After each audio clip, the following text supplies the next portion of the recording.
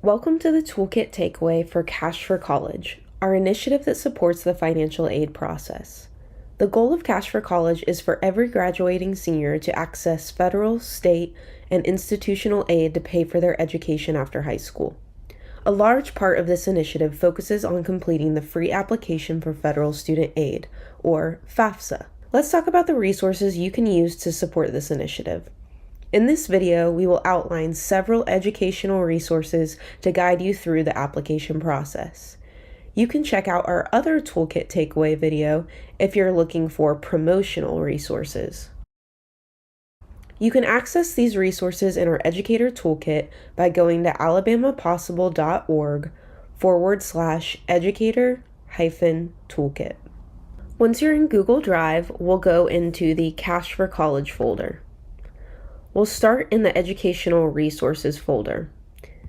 We have this organized into 3 main folders, one for each stage of the process. Before starting the FAFSA, students can access our FAFSA checklist to understand what kinds of documents they'll need to gather and who they'll need to contribute to their FAFSA, if anyone. Let's look at this resource together. Students will determine if they are considered an independent or dependent student on the FAFSA. Most high school seniors will be dependent students, which means they will have to provide parental information on their FAFSA and invite their parent to contribute. Although uncommon, if any of these bulleted items is true about the student, then they are an independent student and do not have to provide parental information. Students will then need to create their FSA ID if they haven't already and collect the following items. Dependent students will need their parent or parents to contribute to the FAFSA. The parent will have to create their own FSA ID if they do not have one already. We encourage families to use the Parent Wizard tool to understand who should participate in this process. The FAFSA is very particular about who is considered a parent and only considers a biological or adoptive parent to be a parent. For this reason, guardians, aunts, uncles, and grandparents are not considered parents on the FAFSA unless they have legally adopted the student. After using the Parent Wizard tool, students will gather information about the appropriate parent. The student will only invite one parent to the FAFSA. If another parent needs to be invited, then the first parent will invite the second parent. The student should fill out these columns for the parent indicated by the Parent Wizard. The parent will then ensure that they have collected all of the information below. Even though the FAFSA uses the direct data exchange to pull tax records directly from the Internal Revenue Service into the FAFSA, we still encourage the family to have an electronic PDF of their taxes or a printed copy of their taxes and any supporting documents, just in case. Parents might also need to collect records of certain assets. In addition to the Parent Wizard tool that we have linked on the checklist, we also have this flowchart. This is another way of understanding how the FAFSA determines which parent should contribute to the FAFSA.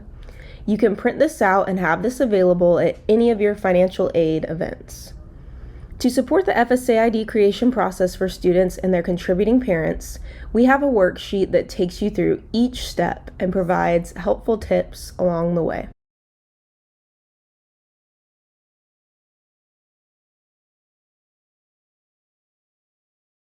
Now we'll go to the folder that can be used while completing the FAFSA. First, we have the preview slides that show you each screen of the FAFSA.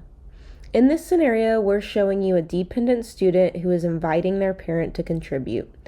This resource is particularly helpful for refreshing yourself on what the application looks like before you host a FAFSA event.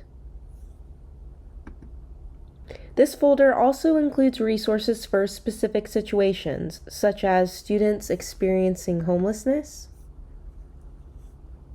This guide is produced by Schoolhouse Connection, which provides a lot of awesome resources pertaining to financial aid for students who are experiencing homelessness. And we also have a resource for students who are experiencing unusual circumstances that might prevent them from providing parent information on the FAFSA.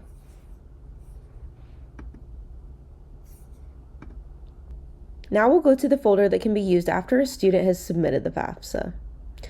This one-pager explains some next steps for the student after submission.